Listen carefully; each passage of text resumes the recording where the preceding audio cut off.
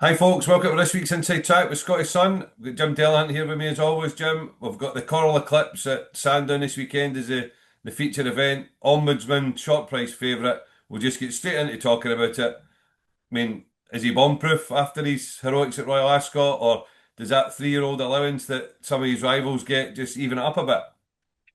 Yeah, you're right to suggest is he bomb-proof because it was a really hugely impressive performance at Royal Ascot, Robert. There's absolutely no doubt about that. The Gosnells seem to think he's a very good horse as well, and the figures back that up. William Buick in the saddle on Ombudsman. I think he's very difficult to beat, but I think I keep coming back to the fact that the three-year-olds in this race have an absolutely outstanding record, and that's to do with something we discussed last week, the weight for age scale. At this time of the year, the three-year-olds are clearly more forward than they were 50 years ago at this time of the year, and the weight for age scale hasn't really changed very much. So it's heavily weighted in favour of the three-year-olds. That doesn't make them better horses, of course, but we're looking at what might win the Eclipse, so we have to take that into consideration. The two three-year-olds that have been the subject of all the chat this week have been the two Aidan O'Brien ones, Delacroix and Camille Pissarro. There was a debate right up until 20 to 1 on Thursday as to which one Ryan Moore would ride. He's come down on favour of Delacroix, which of course was his Derby mount, and he got that wrong, Robert. So we'll see if he's got this one right. Now that means that Christophe Soumillon gets the mount on Camille Pissarro, the French Derby winner, and also third in the French Guineas. So he's coming back to campaigning in Britain. Soumillon's won this race before. You wouldn't be surprised to hear that. He won it on Badeni 3 years ago, a very good horse, French raider. But Camille Pissarro is the one that I've been coming down on all week. I was a bit disappointed, I have to confess, that Moore picked Delacroix. You never really know what his real reasons for that are, or whether Coolmore have decided that it's time to try and make Delacroix a Group 1 winner, which Camille Pissarro already is. So I'm not really sure of the politics behind that. Strictly on form, Camille Pissarro is the one I like. That's the one I would like to back as long as it doesn't drift ridiculously. I see it's out to 15 to 2 this Friday morning as we speak. But the one I think, and you pointed out to me in an email last night, and the more I think about it, hot as hell, because that one's trained by Jesse Harrington, who is in absolutely superb form. It finished third to Field of Gold at the Curragh in the Irish 2000 Guineas. And all that 33 to 1 is like snow off a dike at the moment. I think you can get 25s. There might be a bit of 33 somewhere, but I think you can get 25s, 22, 20. I saw 18 this morning. I took a quarter each way, 1, 2 at 25s, just a very small stakes before I had my bet on Camille Pissarro. But what do you think? Well, I think Ombudsman's the best horse in the race, Yeah, but the weight for age scale does even it up a bit. And Hot as Hell is the one I came down on. yeah. Maybe not entirely as a win bet. I might try and find a way to play it in the place market. I might look at the three place market or something like that. But I mean, if you look at the form, it beat Delacroix in the futurity at Correct. Doncaster last season. Was third in Irish Guineas behind Field of Gold. Was beat Tennessee Stud before. Was only a Yep. length of Henri Matisse before. So it's got great form. Definitely shouldn't have been 33 to 1. As you say, Yeah. the market's now twigged this morning and Yeah. is caught up.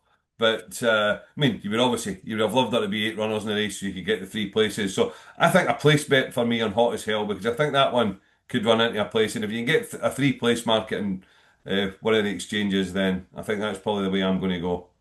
Yeah, I think we're on the same page here because hot as hell, the form of that 3 year old stands up absolutely superbly well in the context of this race. And of course, he gets the 3 year old allowance as well. So I think we're both looking for an each way angle on hot as hell.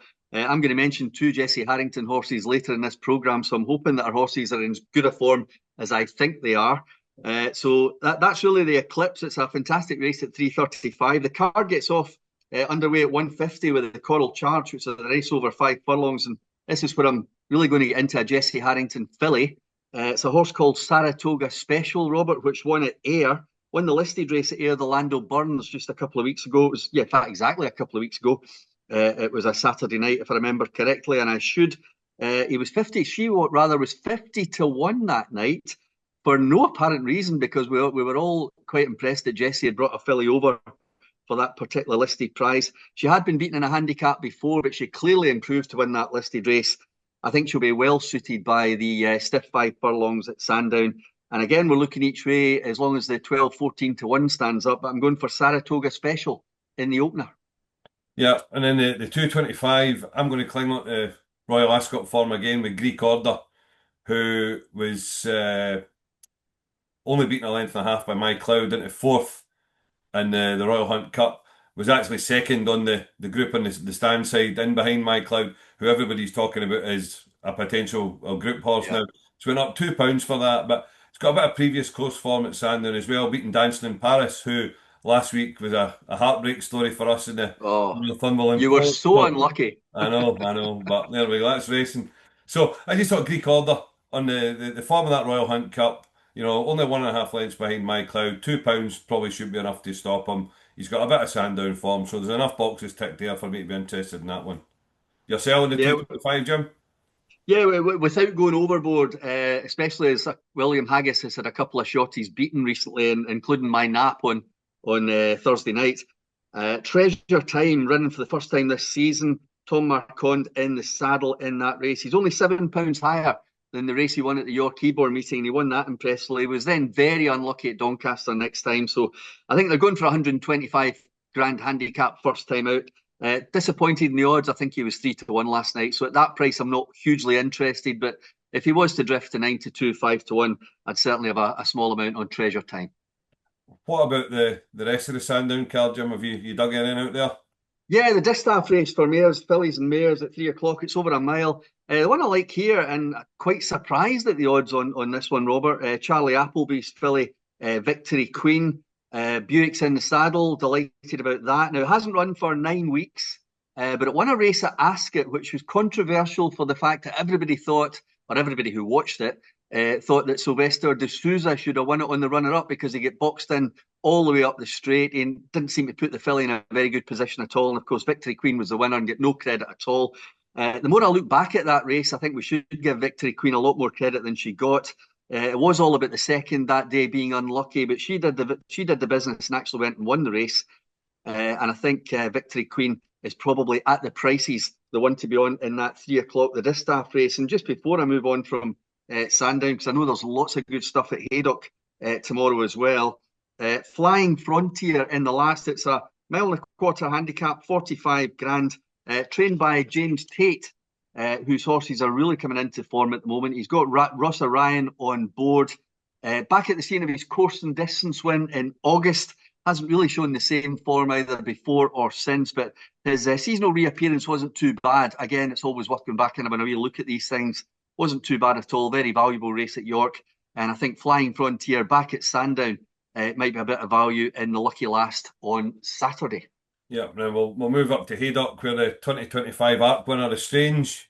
Limbo's up on her way to Longchamp with the Lancashire Oaks. She looks rock solid in this, doesn't she? You can't see her getting beat here, can you, Jim? You really can't. I did notice the ground's still good to firm, though. You know, we've been on about this horse being ground dependent in the past. So at the prices, and I think she'll be long odds on, at the prices, I don't want to get involved, but I really do want to be sitting back watching her romp home because you and me both think she's an art filly. David Amara's 4-year-old, ridden by Danny Tudhope, and Estrange really it should be a straightforward canter down, canter back, but you just have that niggling worry about the ground, don't you? Yeah, that's the one thing. But she'll not get to that, and they'll be rattling quick at Longchamp in October. Hopefully, hopefully. Hopefully.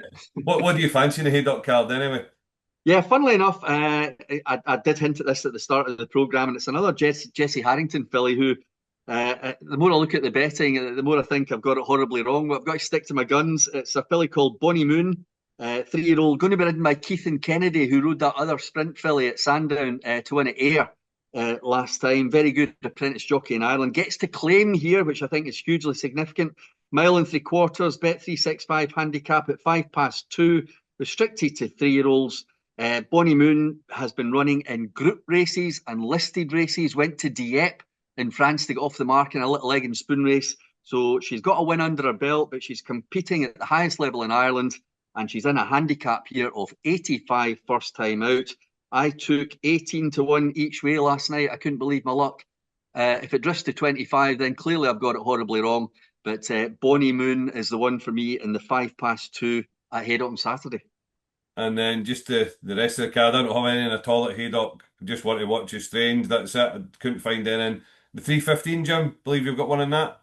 Yeah, I'm big on this City of Delight. I made it my headline bet in the Inside Track column in Scottish Sun Sport on Thursday. It's the Old Newton Cup, historic old race, a mile and a half, 150 grand for the older horses.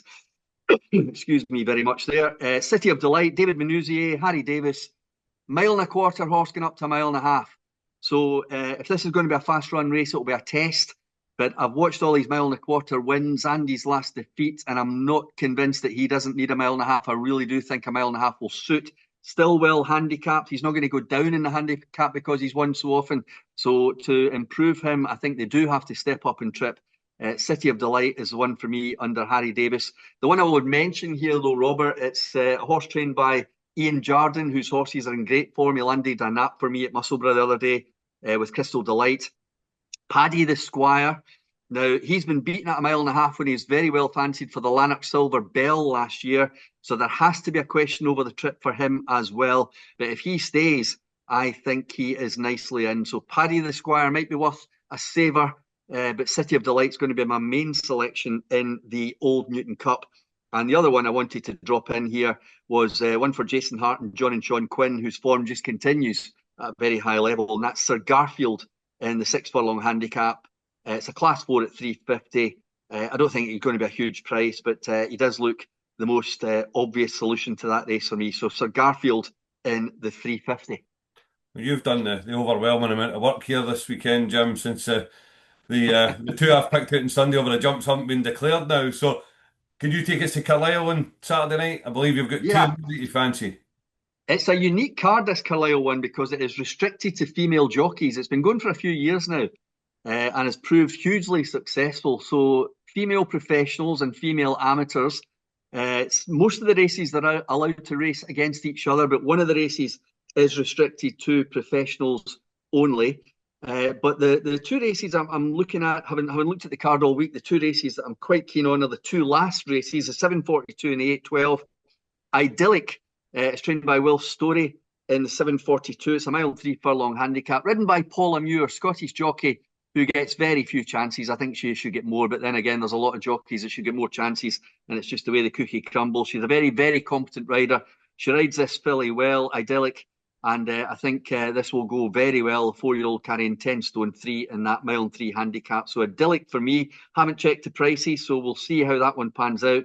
But one I think will be very near the top of the market in the Lucky Last at Carlisle is one ridden by possibly the best rider on the night, and that's Joe Mason. She rides for Mick and David Easterby, the family, of course. Cat and Lady, which won last time. And I think that mile and a furlong handicap, the Lucky Last at 812, might just be set up for that one. That's brilliant, Jim. Thanks very much. You can go for a lie down now after carrying me all the way through this. Well, I'm off to have a wee look at Ayr for Sunday and Monday, and we'll try and get as much of that as we can into the diary column in the paper on Sunday. Brilliant. Thanks very much, folks. Good luck with your bets. Thanks, Robert.